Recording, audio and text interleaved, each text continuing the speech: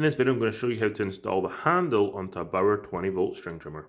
If your handle doesn't come installed on your Bauer 20V string trimmer, you'll need to get all these pieces. So we've got a bolt, we've got a wing nut, we've got the bracket that goes onto the string trimmer, and we have the handle.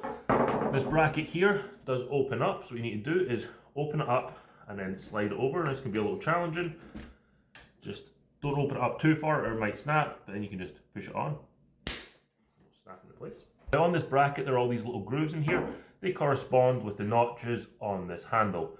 You need to do is slide the handle over here, and you'll have to open this up similar to how you put this bracket on and slide it over. A little challenging. Just watch not get your fingers caught in here. Put it over, put it into position, bring your bolt in. Now on this side here, it's going to fit right in and you won't have to use a wrench because the plastic is the same shape as the bolt. Turn around, bring in your wing nut and then just tighten that up.